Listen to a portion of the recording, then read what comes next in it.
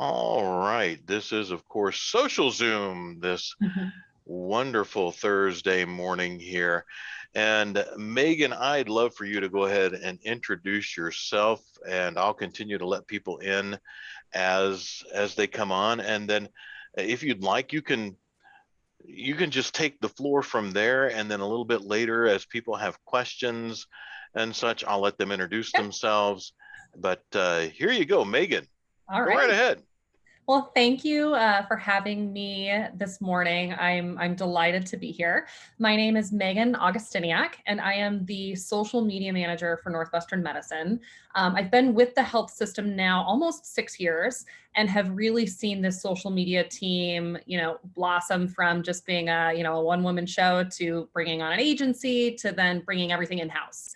And so now we've been able to break it off into 2 different areas.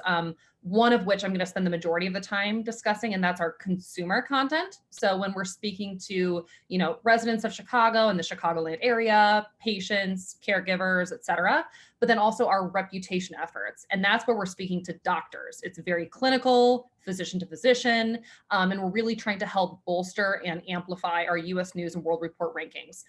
So I'll spend a little bit of time on that towards the end. But again, happy to be here and really want to just make it an open discussion. So if there are questions or comments, feel free to interrupt me along the way. All right, so I'll go ahead and share my screen now. Pull up the deck first. So give me 1 second here. All right.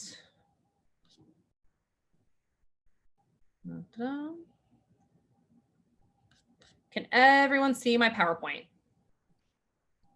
Good deal. Let me put this in presentation mode. So just wanted to give folks on the call a really brief agenda here. Again, we'll kick things off with a comprehensive overview on our consumer side of the team and some of the areas that we're focused on. And that includes user-generated content, or UGC as we commonly refer to it. We'll then spend some time talking about our Instagram takeover pilots, and then how we've been able to support patients in private support groups on Facebook. And then really the meat of what we do on a daily basis, especially in the middle of a pandemic, is managing our community and conducting social listening. And then we'll round things out with how the reputation team is built out. So wanted to go ahead and just, again, you've had an introduction to myself. I am the social media manager. And then on the left-hand side are members of our consumer social media team. And this includes a more senior marketing specialist and then a more entry-level marketing specialist. Here on the left-hand side, our marketing specialist, Claire Chalmerzadi. She is our community manager. So she's the eyes and the ears of the health system. So any questions, comments, inquiries, reviews, whether they're negative or positive, she's the eyes, and she's responding and she's triaging them internally. In addition to that, she also pulls our analytics. So we always want to make sure that we're peeling back that onion and seeing how our content performs so that we can continue to refine it and learn from it and improve our social strategy. So she's also pulling those numbers as well. Our senior marketing specialist is Shari Williams. And so she's really focused on managing our calendar, publishing our content, helping to brainstorm and think of new concepts that we can bring onto the consumer side. So she's really my right-hand woman in getting content out the door. On the right-hand side, again, more of that reputation work, again, speaking to physicians, speaking to researchers, scientists, med students. So here on the right-hand side, again, 2 marketing specialists, Lauren French and Jonathan Goldthwaite. They really help to push that content onto Twitter, because that's where we really found that a lot of our physicians like to interact and absorb social media content. Think about a doctor, right? They're constantly walking through the hallways on their phones. They've only got, 5, maybe 10 minutes in between appointments or surgeries. So that's where they're sending a lot of fluid, fast-paced content. And so that's where we're speaking to our doctors and really being led by both Lauren and Jonathan's efforts. Going further into consumer, so you had a chance now to meet my team, and we sit here. If you can see my mouse, I sit underneath digital, and so we're really laddering up to all of the digital marketing efforts, speaking in that digital space. But as you can see here, it really takes a village to create and publish content. Whether it's an infographic or a video or it's user-generated content, stock photography, copywriting, we need all hands on deck to get content out onto our channels. So working on the left-hand side is Heather Cunningham's team. She is our director of communications, And this is quite simply our copywriters. So any social copy that you see, whether it's an Instagram post or a Facebook event or a tweet, all of that is coming from this team. They also are responsible for writing our blog articles, known as Health Beat, and they also help to, construct our creative elements. So any of the language that you're seeing in our infographics or our Instagram stories is coming from this team. Here on the right-hand side, so the far end of slide 5 is Dan Zigalich's team, or Ziggy, as we lovingly refer to him, and he oversees our creatives. So these, include our graphic designers, our photographers, our videographers, creative directors. So they really are the creative minds that help to bring concepts to life in a very interactive and social media savvy way. Slide 6 really breaks down what we call our social media suite. As you can see here, we've got 7 social media channels that fall within my team's scope of work. But beginning on the top part here with Facebook, Twitter, and Instagram are what we consider to be our primary channels for a few different reasons. One, they've got the largest following, and 2, this is where we've really finessed the content for these channels. So on Facebook, this is where we have the largest amount of followers, and it was our first social media channel. So way back in the day, this is all we had. This is oftentimes the first touch point of the brand for a lot of consumers. So the hope is that, you instinctively know of Northwestern Medicine, or you've seen a commercial, or you've heard a radio spot. But oftentimes a lot of people hit Google and they type in Northwestern, or they type in Northwestern Medicine, and more oftentimes than not, they end up on our Facebook page. And that's to maybe read reviews, write a review, read an article, see the hours of operation, click on the website. All of that lives on Facebook. And so it's really a one-stop shop for the brand. And that's where we're sharing a lot of our brand content. That could be linking to a patient story. It could be linking to an infographic. It drives back to nm.org, which is our main goal on that channel. When we go down to Twitter, that is a very fast-paced, fluid, media-heavy platform. So this is where we're supporting our media relations counterparts. So we're sharing any mentions that we get in the news, whether it's CNN or the Today Show. It could be the Daily Herald or Chicago Tribune. Maybe there's a conference that's taking place and we've got a physician speaking at it, and we want to, get that going, get that trending. Or it could be a Twitter chat. This is where we're constantly pushing out content every hour on the hour. And then with Instagram, this is what we've kind of coined internally as our happy channel. So this is where we are celebrating the people and the places that make Northwestern Medicine what it is. And so here, the North Star in our strategy of Instagram is user-generated content, or UGC. And so we are constantly repurposing content that we're not soliciting for it. We're not paying people for it. This is just real people sharing their real moments at Northwestern Medicine. So great examples here are down at the bottom. We've got one of our nurses, getting the first vaccine of Pfizer, and she's celebrating that, and she's tagging us and mentioning us. Or we've got a brand new mom who just gave birth to her daughter, and she's got this gleaming smile on her face. That's the type of content we're seeing all the time, and that's what we're repurposing on our Instagram account. The secondary channels follow after Instagram, beginning with LinkedIn. Pretty straightforward. That's really a career-focused channel, and we're actually going to be working on building out a more robust strategy around that. But that's where we're, talking about job listings, career fairs, symposiums, any kind of employee highlights. We always make sure that we're supporting it there on LinkedIn. With Pinterest, this is less of a social media channel and more of what we're kind of calling a social search engine. And so this is where people go to, talk about proper back posture when you're working from home, or maybe it's, a diet for gut health or how to lower your cholesterol. This is where we're sharing our content that helps support those. Most recently, we launched TikTok in April of 2021. And so this is what we're calling our clinical edutainment channel. And that's where we're always, sharing our subject matter experts, or SMEs, as we refer to them, in a way that's very entertaining, and in a way that's also very digestible as well. And then with YouTube, that's just simply video archival. So any long form video, we're making sure that it houses, it's housed on YouTube and then ultimately repurposed on nm.org. Looking here now at slide 7, our brand pillars, as much as I would love to just make whatever content I want, we always have to make sure that we're abiding by these pillars. So beginning on the left-hand side, a lot of the content that we push out does support our NM alerts pillar. And this is fairly recent. It kind of emerged in 2019, 2020. So, with the pandemic, we had visitor policy updates, we had mask mandates, we had vaccine opportunities. We were also pushing out any street closures if there were, protests, or if there was a flood at one of our hospitals, or what have you. Social media ended up being a really great platform to get those announcements out in a very timely fashion. So we support our brand through NM alerts, but then here in these middle two columns, brand marketing priorities and branded healthcare, our brand marketing priorities are, as it says here, main priorities for the health system. And that includes our sponsorships. That includes our community efforts. That includes our top ranked service lines like cardiovascular and neuro. We're always making sure that we're amplifying that and pushing the needle there.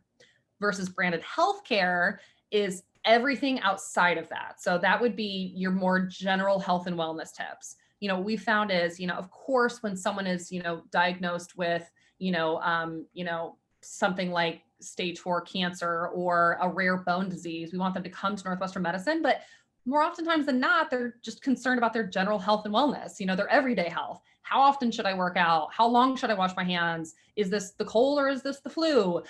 So we push out a lot of healthcare content that centers around that too. And then the last two columns, service line marketing and system support, those are a little bit more ancillary, but we do use our social media channels to support anything that's taking place across the Chicagoland area. So that could be, come out to Central DuPage Hospital to get your mammogram, or come downtown to, undergo LASIK. Or, have your baby at Lake Forest Hospital. So this is very region specific. And then system support is really, in a nutshell, supporting our foundation partners. So how can we help to encourage people to donate back to Northwestern Medicine?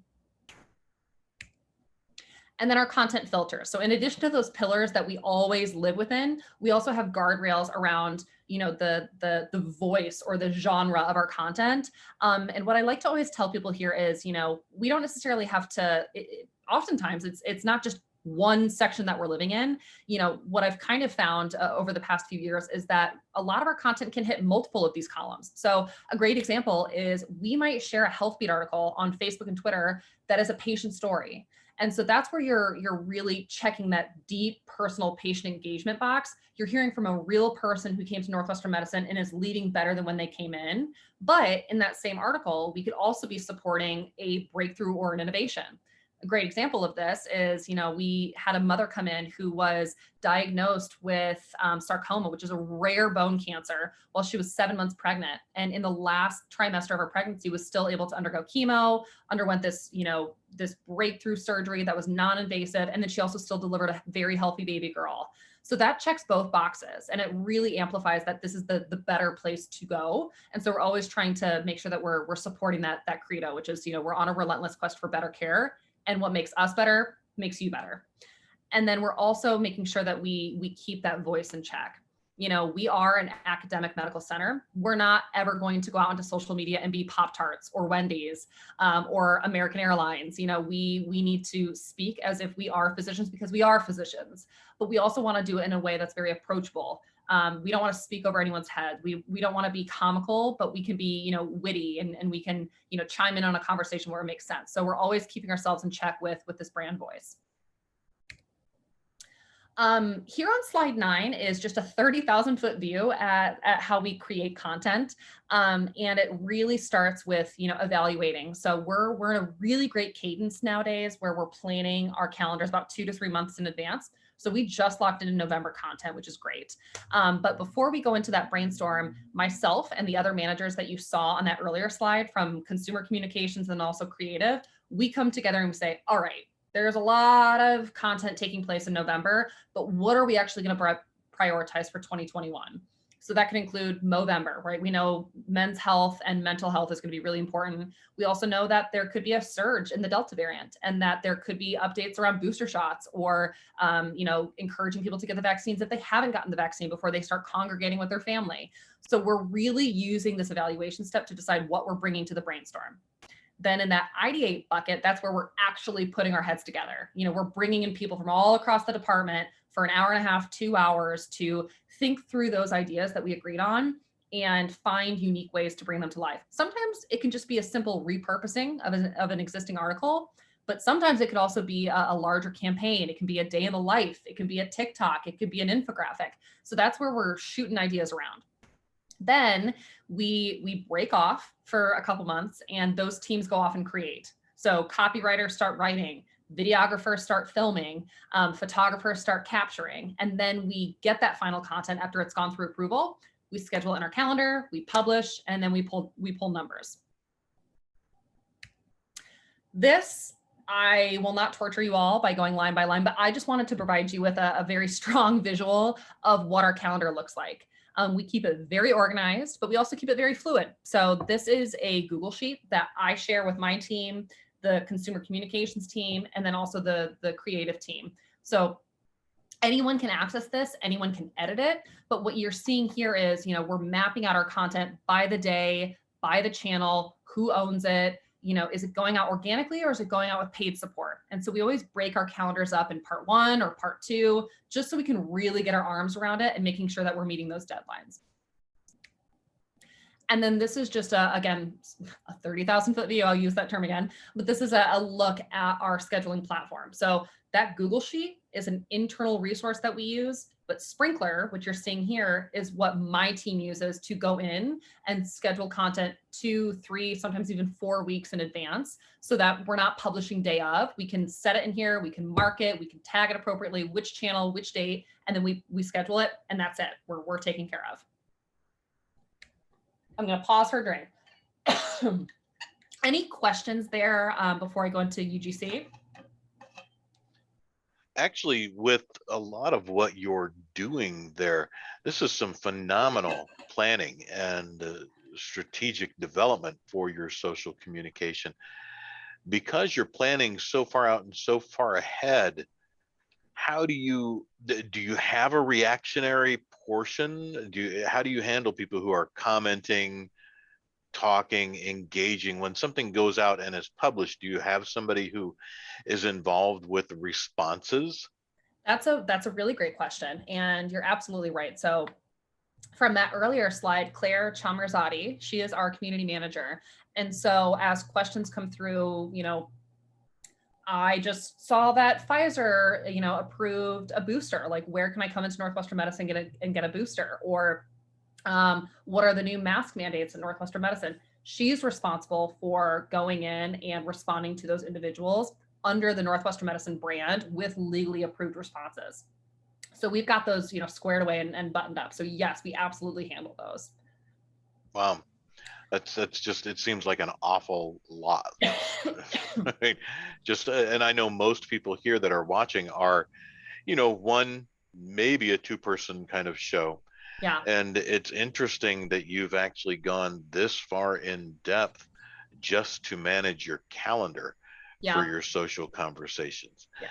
And I think a lot of this is very cool that you can actually take and apply. I like the idea of urgent alerts, following up on main priorities, how you segment that out, and the evaluate, ideate, create, schedule, publish.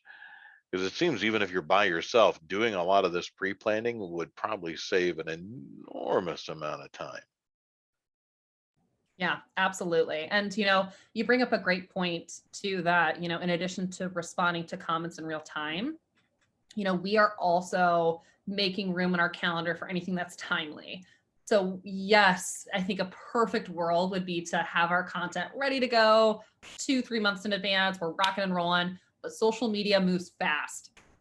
So there might be a breakthrough clinical trial. There might be a new hospital that joins our health system. There might be an update in the pandemic, or there might be a new health trend that's, emerging.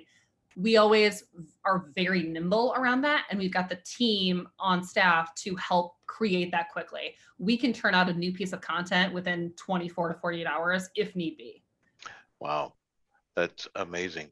Now, what would you, and I know you've got your user-generated content coming up here, which actually might even lead to some answers in my next question. And anybody else who has a question, by all means, jump in, because I'm on social media nonstop for the chamber and other things that I do.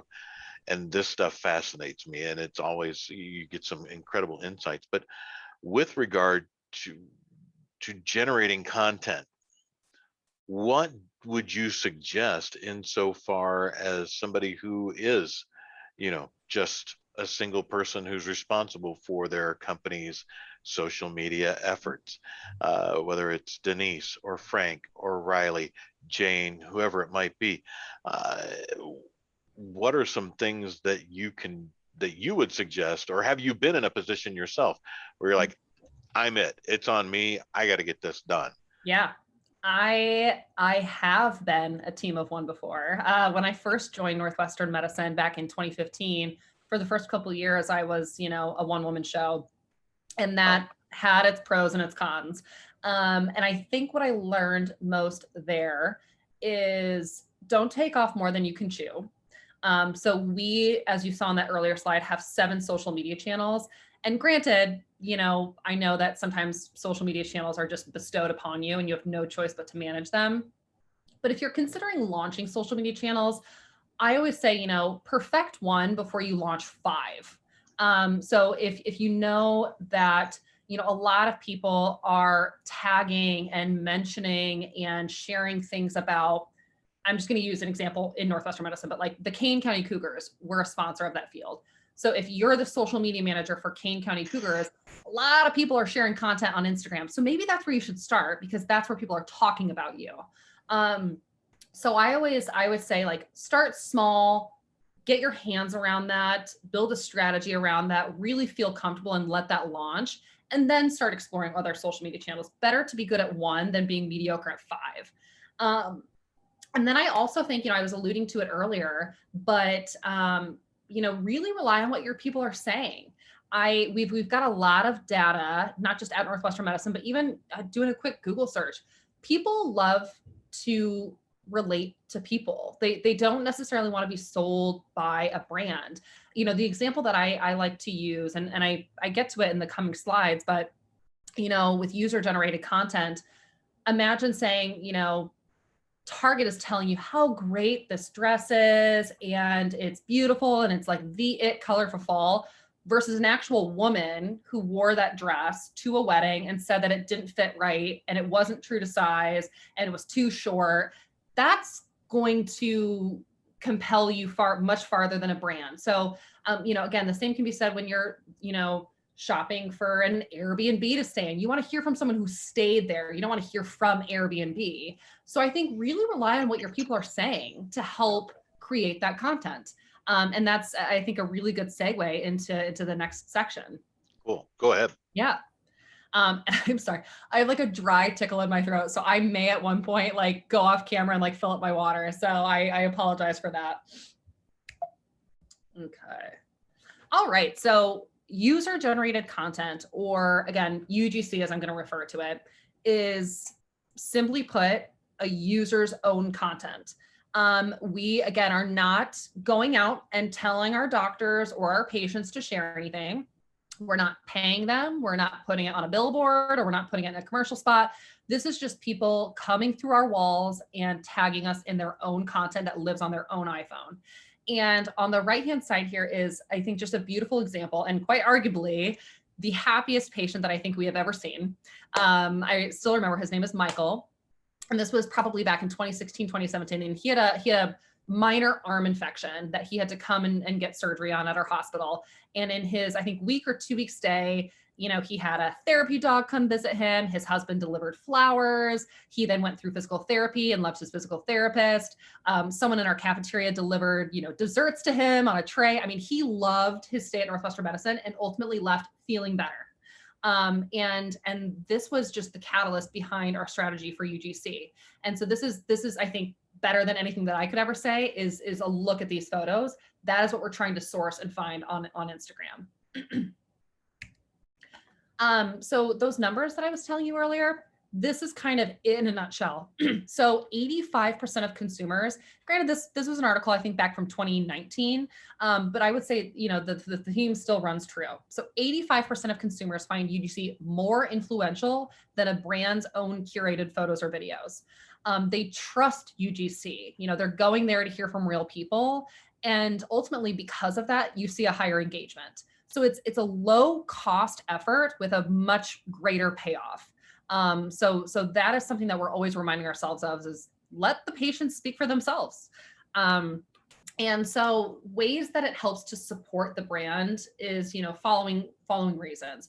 It really helps to build trust. They're seeing, again, I can't stress it enough, but they're seeing a real person. They're seeing a real mom who delivered a baby at Prentice Hospital. They're seeing a real young man who, has special needs and was able to get a job after finishing his internship. They're seeing med students encouraging you to vote. And they're seeing, young residents who are going through the neurosurgery program, all with smiles on their faces. So that really helps to build trust, that builds advocacy, that creates human connections. And it ultimately, authentic content generates authentic comments. So you're seeing really high and positive engagement. Again, when I say low cost, I mean it's free. So we are constantly looking for this content, and not even within a dashboard that we have to purchase. You can simply go to Instagram and search for this natively. And the way that you can do that is simply by opening up the app on your desktop, on your phone, on your iPad, and you can search by location, you can search by hashtag, you can search by handles. And from there, you can see all of this great content that lives here. So our community manager, Claire, was able to come in here and she put in Prentice Women's Hospital, where a lot of women deliver babies. And she's able to see all of this great content just right there. And we encourage also, any other brands to follow other accounts, because they may be able to reach out to those accounts and get permission from them to share their content too. But as a health system, I mean, I think it's important for any brand to get consent. It's kind of a dirty way to take content if you're not going to give credit to that account. But in healthcare, as you all can imagine, we have very strict guidelines, and that is HIPAA. So we can't take any piece of content, especially if it features a patient or a caregiver, without their formal consent. And so what I will be honest, what I struggled to establish back in 2016 with our legal department was a very user-friendly way to do that. Their first recommendation was, okay, you find this piece of content, direct message the patient and then get their email and then send them an email and make sure that when they respond, they fax over their written consent and then send an encrypted confirmation. I'm like, we are going to lose people. That is not how social media works. We need to speak the language of social media. And so we were eventually able to agree on a hashtag. So people are on their phones, they're using their thumbs. And so what we do is, again, in that previous slide, we find this content, and then my community manager responds to that piece of content on behalf of Northwestern Medicine and says something along the lines of, hey, so-and-so, we love this shot. Thanks for tagging us. We're glad to see you're feeling better. With your consent, we would like to repurpose this on our brand accounts. Please respond with the hashtags NMBetter and NMConsent. And it is absolutely a requirement that they respond with those hashtags, because what that is an e-consent. So in lieu of a written consent, they are providing their e-consent with their thumbs and with that hashtag. And a requirement of legal was to have those terms and conditions very easily accessible within our Instagram account. So you'll always see these terms in the bio of our Instagram account. So you can just click on that link and it will take you to this document in the left-hand side. So assuming that they respond with those hashtags, we then screenshot it, we archive it in our tracker. And another requirement from legal was to be able to track it for up to 6 years. So we can go back into this tracker at any time and see when and how that individual responded. And then just as far as process, this is, once we've checked that box, internally, we're routing this to all of those teams that I showed you earlier. So in this case, at the time, Shari was our community manager. So she's getting all these consented UGC posts. She's then, submitting it to consumer communications for copy review. She's archiving it in the tracker, saving it onto our Box account. And then once it goes into Sprinkler for that scheduling, it's out the door. And then the following month, we're pulling metrics on that. One thing that I think is kind of a pleasant surprise is, our main goal with UGC was to help, celebrate the patients that come to our hospital and the recoveries and the journeys that they go on. But what we also realized is that, hey, we can also support the brand, from a system-wide effort as well. And the example of that fortunately or unfortunately came to fruition during the pandemic. So we were finding, gobs and gobs of UGC when vaccines started getting rolled out. So we were seeing our frontline workers get it, and then we were seeing the elderly get it, and then we were seeing, kind of regular Joe Schmo people off the street getting it. And this was a way to gather that UGC, repurpose it, and really promote and encourage people to come and get the vaccine. And if you have questions about the vaccine, talk to our doctors, talk to our nurses. So this was a very authentic way to really inspire people to come in and get the shot. So that's kind of UGC 1.0. That's how it first started. We then, about 2 or 3 years after we launched that process, we then evolved into what I'm kind of considering UGC 2.0. So what we realized in our hunting for UGC is that, oh, okay, great, we got consent from this patient, but there's a little bit more to their story than just this one photo. And so what we were able to do is take those consented UGC and blow it up into a much larger, what we call a day in the life. So I'll be very brief on this slide, but on the left-hand side was actually the first one that we ever launched. And this was with Carolina Jasko. And you can see here, young, beautiful woman, crowned Miss Illinois USA 2018. But during her reign, she was diagnosed with melanoma in her thumb because she was getting those gel manicures underneath the UV light. And so she came to Northwestern Medicine. She unfortunately had to get a portion of her finger removed. She had to undergo radiation, chemotherapy. She's cancer-free, but she uses her large platform to really encourage sun protection and early detection, and to really be in tune with your body and visit the doctor when you think something's wrong. So we were able to, rather than just a quick copy and paste of a photo, we turned it into a larger day in the life. Here in the middle is another relatively young man who was diagnosed with Parkinson's in his late 20s, and has over the past 15, 20 years been able to curb his symptoms through rigorous diet and exercise. And he still seeks treatment at Lake Forest Hospital, but he, through his diet and exercise, has become a competitive American Ninja Warrior and can do some of the craziest stunts you've ever seen. And so we also did a really fun Instagram takeover with him. And then the last one here on the right-hand side is Vanessa Herker, or Vanessa Joy as she goes by. And she considers herself a pre-viver because unfortunately she had lost her mom, her grandma, and her aunt to a very aggressive form of breast cancer. So she decided to say, hey, this is in my family. I'm going to come to Northwestern Medicine. I'm going to undergo genetic testing. She too was diagnosed with the BRCA2 gene mutation and said, okay, I'm going to do a prophylactic mastectomy. I'm going to get breast implants to kind of bring back my femininity. I'm going to preserve my fertility if God forbid I were to get diagnosed with cancer, I have an option to have a family.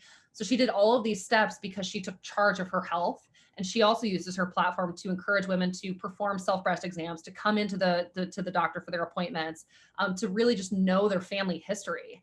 So that was a really great patient takeover that we were able to find through our UGC efforts as well.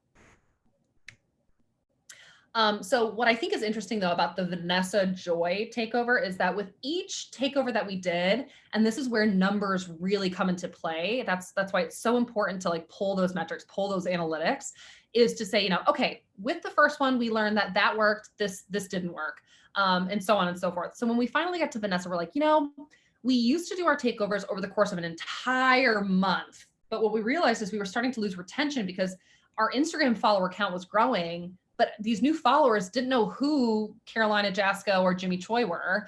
So we're like, okay, well, rather than 4 weeks, let's condense the takeover into 1 week. So then you're starting to become familiar with this individual. They're taking over our account. You're recognizing their voice. You're recognizing their images and their videos. So we condensed Vanessa's into a week-long journey. And what we decided to do is take each day as almost like a chapter in her medical journey. So day 1, you learned about her family history. Day 2, you learned about her genetic counseling appointment. Day 3, you learned about how she went through IVF to preserve her eggs. Day 4, she underwent her prophylactic mastectomy. Day 5, she had her breast reconstruction surgery, and she's showing you how to perform a self-breast exam at home. So this was a really kind of digestible way to get her whole story as a 28-year-old. So you can get some glimpses here of some fun animations. And then here on the right-hand side is the closer for her Instagram takeover. Thank you for following along this week with my journey.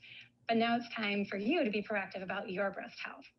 So watch today's video about how to perform a self-breast assessment.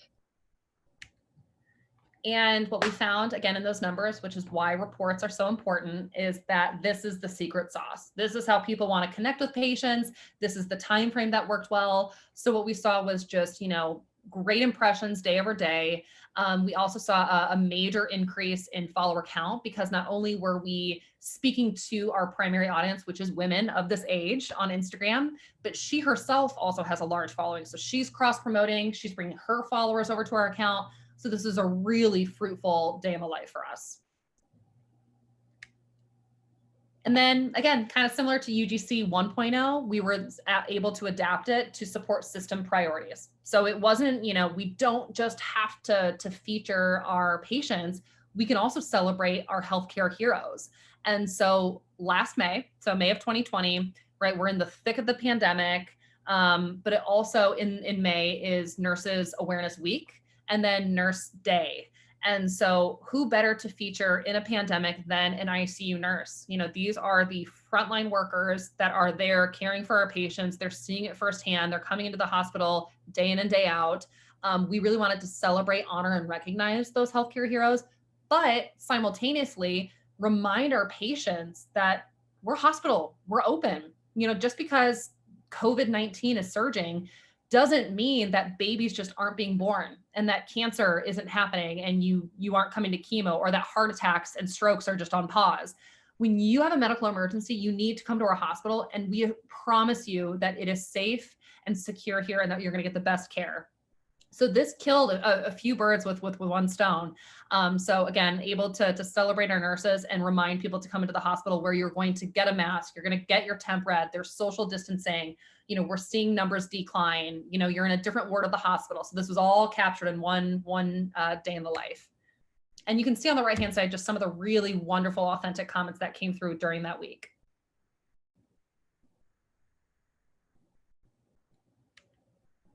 Any questions before we go into some more Instagram takeovers?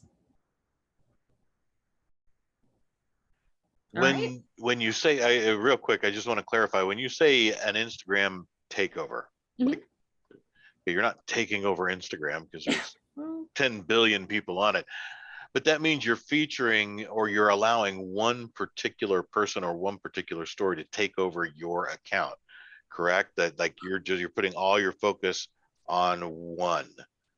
That's correct. Okay. So it is one, maybe two individuals that we are allowing to, and I'm even putting in air quotes, take over our Instagram account.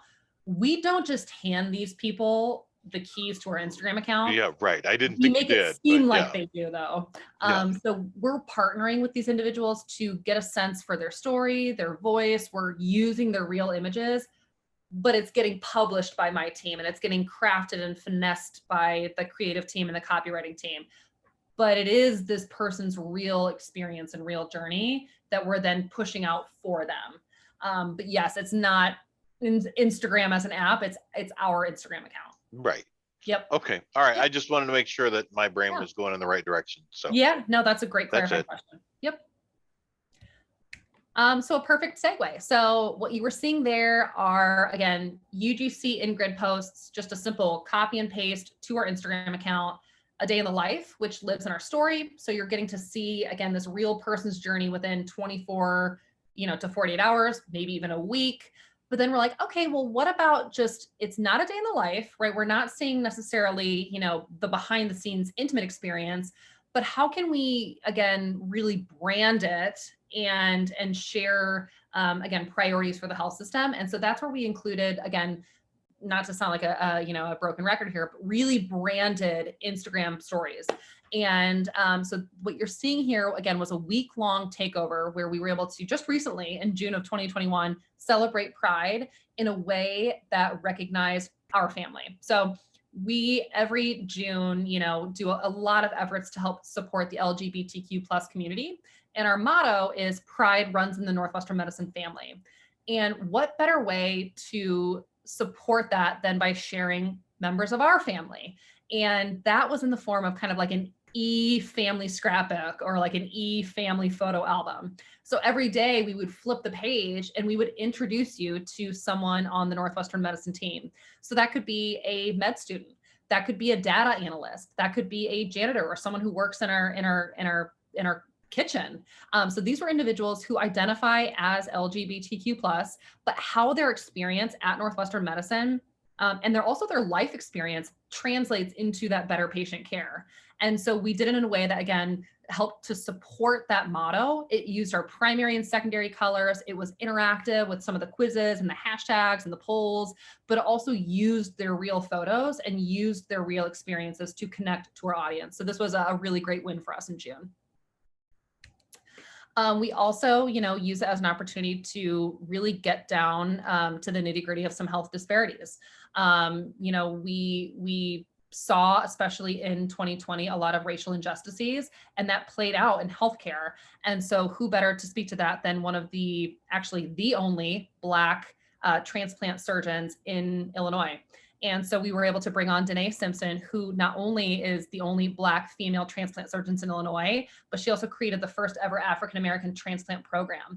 There's a lot of hesitancies in the Black community to receive or even consider a kidney transplant for a multitude of reasons. And so she's coming on to explain what it is to get into that program, what questions they may have, why she set it up, why it's so important. But at the same time, you also got to understand her as a mom, a wife. She also loves to do interior decorating and baking, and she's also a surgeon. So you're getting to better understand her throughout the course of the week, but in a way that does it in a very authentic and sincere way. All right, so going into patient support Facebook groups.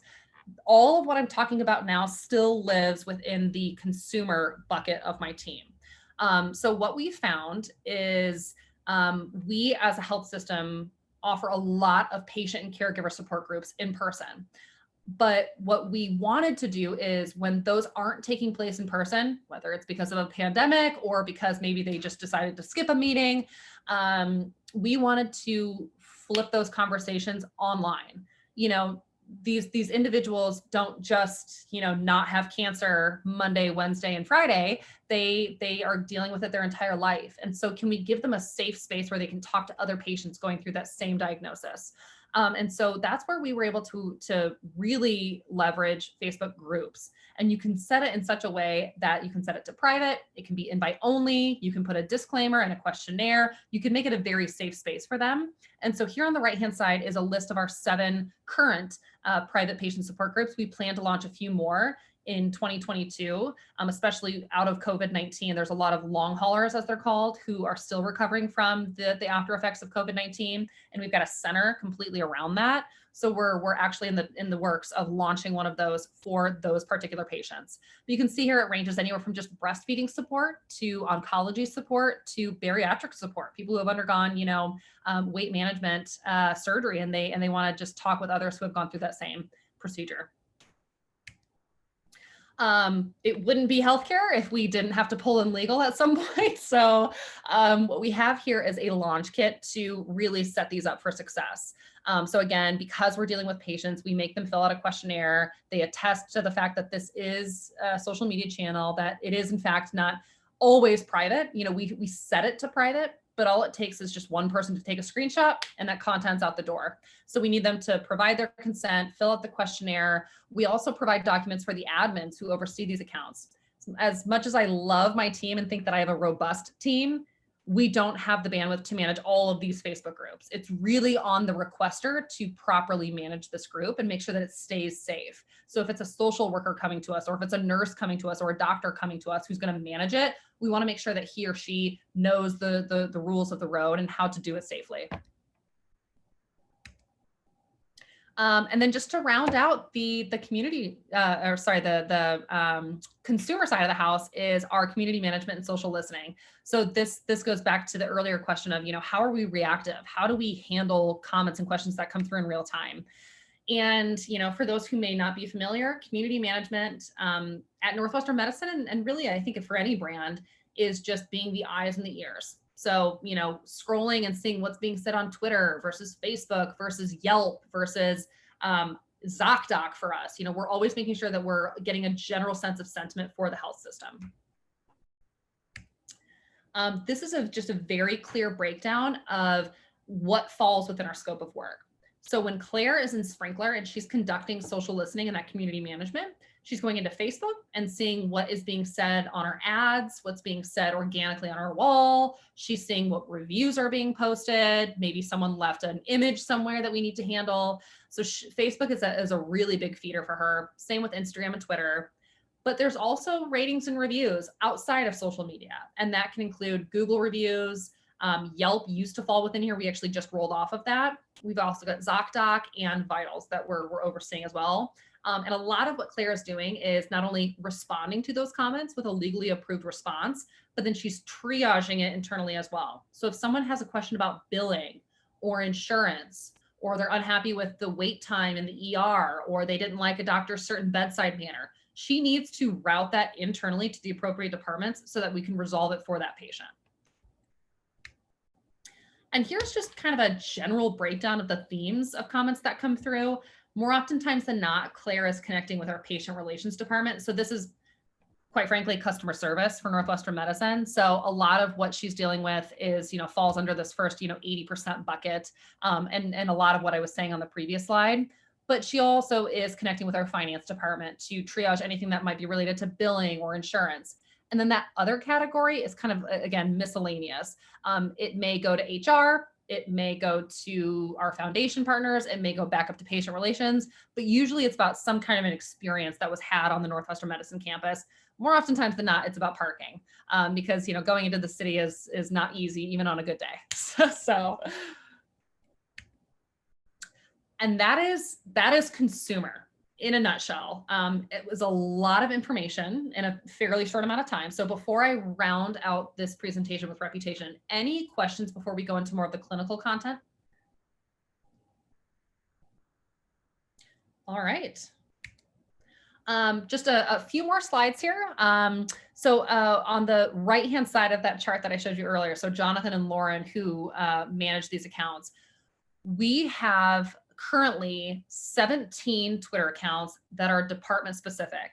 So when you think about, we've got the Northwestern Medicine brand Twitter account, and then kind of coming out of that like a spoke is cardiovascular at Northwestern Medicine, neurosurgery at Northwestern Medicine, orthopedics at Northwestern Medicine. So we've got 17 of those service line accounts, which you can see here listed at the bottom. And we are using those Twitter accounts to push out clinical content. So, academic journals or symposiums or conferences, or maybe it's a video of a doctor encouraging fill in the blank. This is, again, we're speaking to doctors. We're speaking to fellow, classmates or fellow researchers. This is not intended for a consumer audience. And so that's what they're really trying to do is extend beyond that, because in turn, what that does is create relationships outside of Illinois so that it can hopefully, change and shape and mold our U.S. News and World Report rankings, encourage these physicians to vote and kind of sway a different way, if you will. And I mentioned this earlier in the presentation, but the reason we're on Twitter and not Instagram or Facebook or even LinkedIn is because doctors are on Twitter. Doctors are on their smartphones. And so this is where they're at, and this is where we're meeting them at. And this was actually a very comprehensive report that helped to kind of serve as the North Star for even starting this program. We launched it in, I want to say 2017, 2018, and it's been going strong, through now 2021. And it really stemmed from this report that you're seeing here, that Twitter activity associated with US News and World Report reputation scores have a direct correlation. So if you can get on Twitter and really amplify these doctors in a positive way and share their research, share their studies, there's a direct correlation between voting time for US News and World Report and scores going up. So that's what we're constantly trying to do, is position ourselves as the best hospital, the best doctors, vote for us, scores go up. So that's what we're trying to accomplish with these 17 department Twitter accounts. And here is kind of a glimpse as to how it's, the hierarchy, if you will, of the Twitter account. So I did not include 17 screenshots of these department accounts, but you'll get a sense here at the top, our brand account, and then cardiovascular, neuro, urology, the list goes on to round out the 17 numbers. But even beneath those department Twitter accounts, We've got doctors that want their individual accounts, right? Makes total sense. They themselves want to share some things that are taking place both personally and professionally. So of those departments, we've also got our heart docs out there. We've got our geriatrics docs out there. We've got our psychologists out there. So we're equipped to train them and get their accounts set up in a way that helps to support these department Twitter accounts. And then we're also making sure that we're following and repurposing any content coming from these industry, research, publications, fellow hospitals. So in addition to following our departments, following our leadership and colleagues, we're also following these outside organizations that help to support the content that we're sharing. And when I say training, you better believe that we have a branded PowerPoint doc that that walks our physicians and our department leads through Twitter. You'd be surprised. There are a lot of physicians that are already on Twitter. They know it like the back of their hand. In addition to being a brain surgeon, they're also like experts on Twitter. I don't know how they do it. So there's a lot of doctors that are well equipped in that arena, but there are a lot of doctors who do not know how to use Twitter. And if we're going to use this as a tool to help really improve our US News and World Report rankings, we need to make sure that we're properly training our doctors, we're training our department leads. So we have a whole deck that starts off with like, what is Twitter? And how can I tweet? And what is a hashtag? And what are the specs? And how many characters can I use?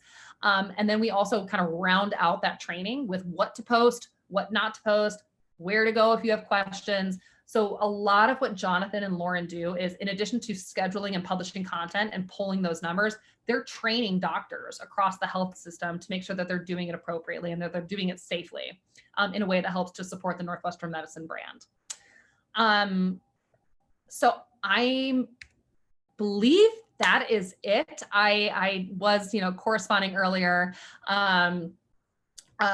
with the group that, this is social media 101 for Northwestern Medicine. Again, I can't stress it enough. I know that there's a lot in here, but I think especially for smaller teams or growing teams, or, maybe you're a team and you've considered something, there's a lot of great kind of starting points in here. Even with the team that I have, we're constantly looking for ways to like add a new channel, try a new thing, update our strategy, bring on new members. We're still growing. So I'm hopeful that the content that I shared with you today can help inspire you to explore other things, try new things, maybe think about something differently. So I know that there's a lot in here, but hopefully there were some good nuggets for everyone who joined the call today. So with that, I'm happy to open it up for questions and an open discussion. And certainly thank you so much, Megan, and anybody who has questions. As you were going through a lot of this, some things occurred to me that simply have not. One being legal. Yeah. It's we don't and haven't necessarily opened up things through the chamber in the way that you have, and I think it's incredibly interesting. I think it would be really very cool for us to do a day in the life of a chamber member. Yeah. And I mean, we've got, for a chamber, we're not social media famous, but we've got a little over 1,000 Instagram followers, and a lot of our chamber members live, like you mentioned earlier, on Facebook. I don't know why that's where they are, but we've got a little over 4,000 followers. And again, we're just a local chamber, but we have some amazing members, like Northwestern, and a huge amount of you here on the call here. And it's surprising to me how many people engage. We don't turn that over, though, to people to be interactive in a way other than people can post or share a post in the community section on our Facebook page.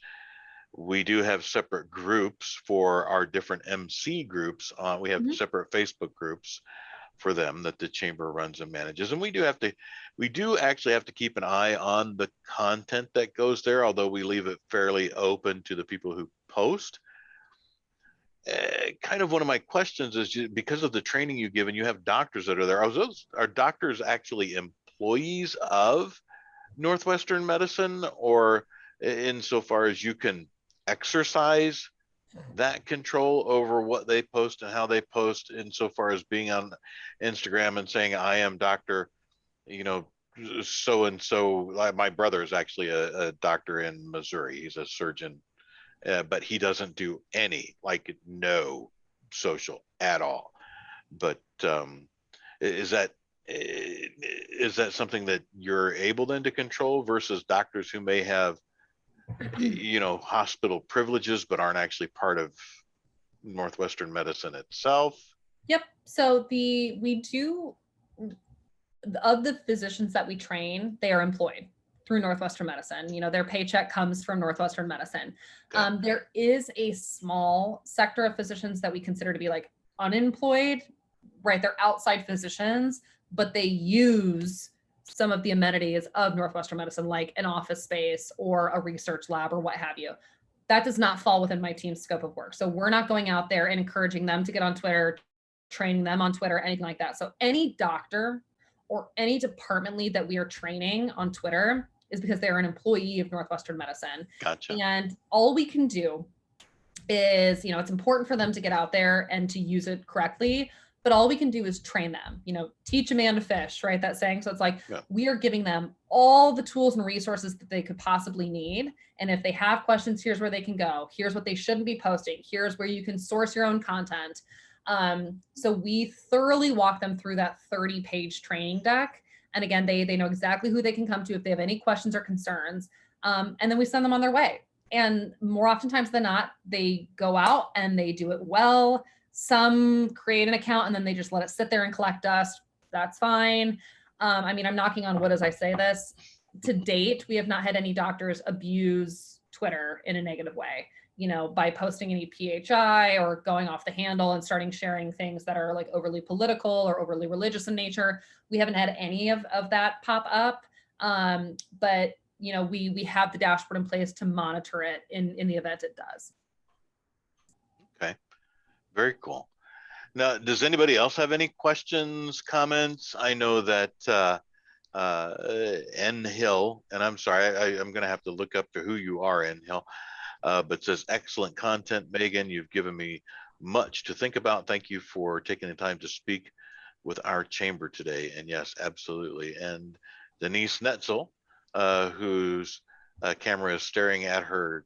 I don't know if that's the ceiling tile or the floor there, but Denise says, hi, great info. And then Riley says, love the presentation. I'm the only social media poster at my company. So a lot of this gave me very good ideas to gain attraction to our company. Thank you. Yes, I've been there, Riley. And yeah, it's tough. For the chamber, I'm primarily the one who posts on social media and interacts on it. I've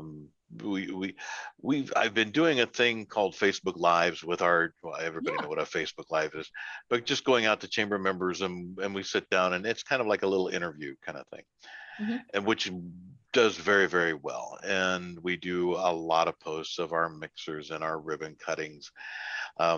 This actually, once it's all done and said and done, will actually go up on our YouTube channel, which we pretty much use right now, kind of like you said, it's kind of the video archive, because it's free storage. Yeah. I think we might have a whopping 10 subscribers to our YouTube channel, which is, 4,000 local Facebook followers, 1,000 on Instagram, next to no one on YouTube.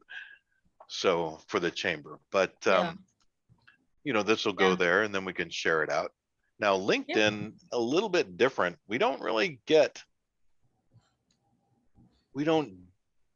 I don't do a whole lot on LinkedIn insofar as posts or things like that. And then I know you talked about that as more as the HR side. Is that how you just kind of keep LinkedIn kind of over there for HR, for recruiting, etc.? So I admittedly, LinkedIn has always been there, even and predates me. And quite admittedly, it sits a little bit on the back burner. We joke internally that, we rarely post, but when we do, it blows up. we get tons of likes and shares and comments. So it almost thrives on neglect. But we are really trying to change that in our next fiscal year. So our next fiscal year starts in September. And so we're really trying to put more of a strategy behind LinkedIn. I actually was on a call earlier today, and I think what it's going to be, it's not on paper yet, but I think what it's going to be is primary owner, and the primary strategy is going to be HR, right? HR's goal is to get bodies to work at Northwestern Medicine. Yeah. That's not necessarily our goal for social media. Our goal for social media is brand awareness, engagement, celebrating our employees. So I think primary strategy is going to be getting people to work at Northwestern Medicine. And then the secondary strategy is social media, which is celebrating our existing employees. So recognizing our healthcare heroes, sharing that UGC, sharing a HealthBeat article, sharing an award that we received as a health system. That's going to be what we're focused on. HR will have to lead the charge on anything that centers around recruiting. Okay. Yep. Well, I know I had used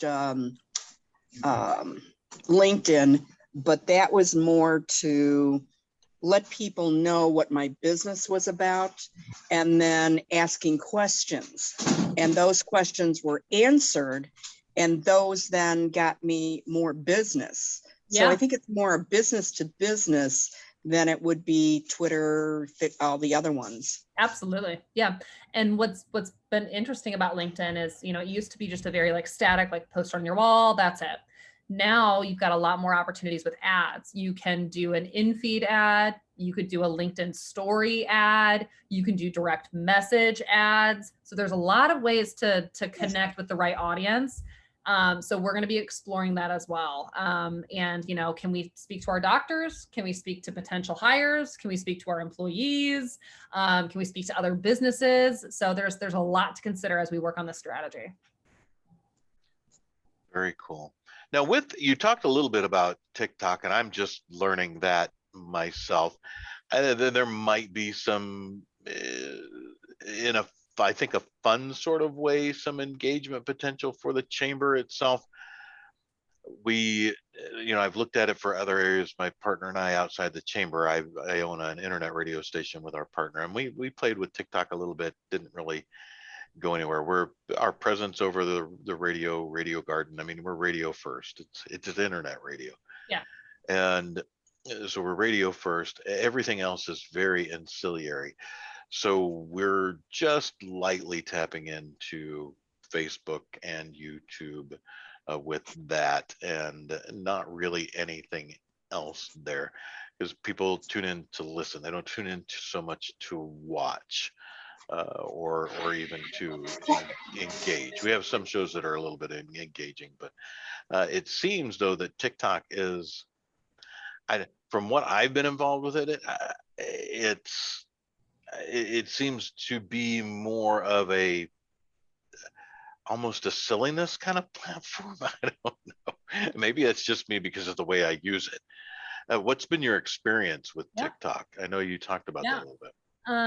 So we just recently launched in late April. So it's still a new platform for us. And we had those same questions, when we were launching. We're like, we're an academic medical center. Should we be on TikTok? Is this the right platform for us? Are we going to bastardize the brand in any kind of way? We were asking ourselves the same questions. And what we realized is there's a way to use it that still fits your brand. So if you go to the Northwestern Medicine TikTok, you will never see a doctor doing a trendy dance. You will never see a doctor putting on some kind of a filter or, using foul language or using an inappropriate emoji. That's not why we're getting on TikTok. We're getting on TikTok to speak to an audience that otherwise we're ignoring. When we look at our audience size on Facebook, when we look at our audience demographics on Facebook, Twitter, Instagram, primarily women, and primarily women that are ages 35 to 60. That's the bucket. We are missing Gen Z. And so this was an opportunity for us to speak to a population that we're otherwise ignoring. And these are the people who are, quite frankly, of all of the different generations, this is the one that is aware of their health and tries to create good health habits so that they don't have to come to a hospital.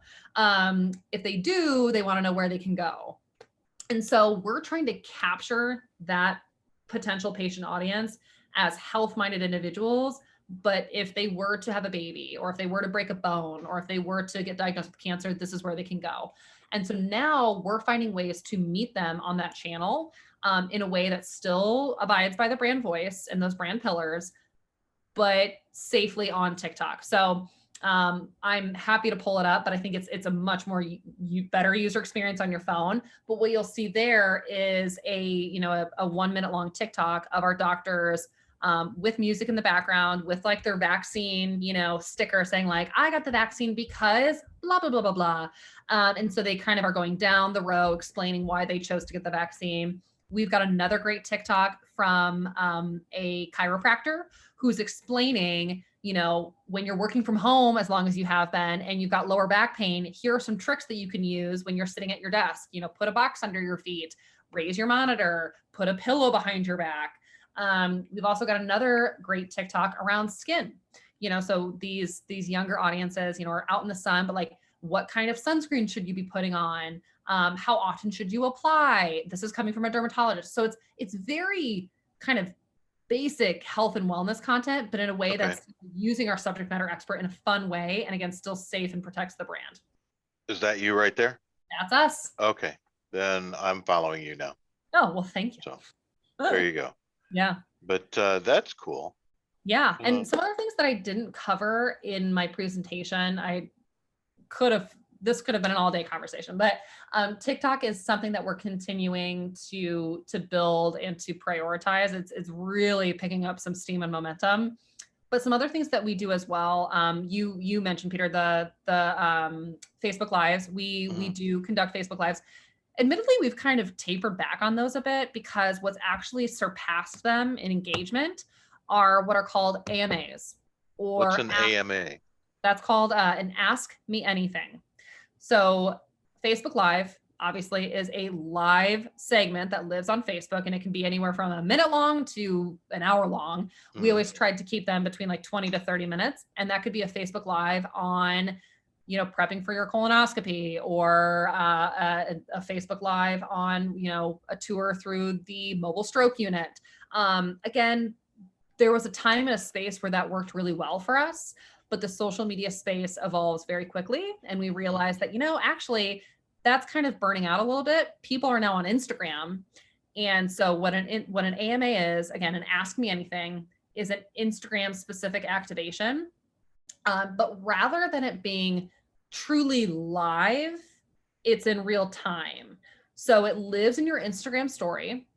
We actually recently did one a couple weeks ago with one of our doctors on, again, we're going to say it until we're blue in the face, like get the vaccine. So it was an AMA on encouraging people to get the vaccine and to answer any questions about hesitancy. But it lived on our Instagram story. We interviewed her and we would shoot it on an iPad, and we would prompt people to submit their questions a day in advance. Those questions would come through. I think we had like probably 50, 60 questions. And so then we had Dr. Bell respond to those questions, speaking to the camera. But what was great about it is it wasn't live. She could take it over and over again if she didn't like that first take, or if it ran over and it was cut off. So we finally were able to get the perfect response, and then we post it to our Instagram story. So people are tuning in real time to hopefully get their questions answered that came through the day prior, but it's not live. So it's less of a risk. And it really gets the message across that you're, as a brand, are trying to do. So we've really shifted our focus to Ask Me Anythings, or those AMAs on Instagram stories. Cool. I did not even know that was a thing. Yeah. So if you, Peter, and anyone on the call, if you choose to follow Northwestern Medicine on Instagram and you click on our Q&A highlight reel, you'll see, a brevy of AMAs that we've done over the past, year and some change. Well, I'm going to go find you on Instagram right now. And let's see, maybe I might even, there it is. Okay, so are you Northwestern Medicine on Instagram? We are. Northwestern Medicine, there you are. And okay, now the chamber's following you. Oh, look at that. And now we can check that out, and I'll take a look at those. And that could be a thing that we institute with the chamber as well. I know we do get a really good, strong amount of mileage on the Facebook Lives, and we do those as an interview style. I actually go to a chamber member, like I would go visit you at wherever your office is. Looks like you're working maybe from home. Yep. Right now. So I would not go to your home, but we would do, I with a lot, like I just did one last week with Ye Old Corner Tap over on 31 and Main Street, and went in, sat down with one of the owners there, and we had a conversation about their place. But we do that fairly frequently, to the point that I find people who are brave enough to get in front of a camera. That's another whole section of stuff there. But we get, through that interview style, we get an awful lot of mileage, and we do things from our page, but then we leverage out into groups, like to an extreme extent. We share out into groups because that seems to work better than just leaving it on a page, the way Facebook works. But I really like the AMA thing. And I know that it looks like people are checking out and going and getting their lunch. So I'm going to go ahead and end the recording portion of this. And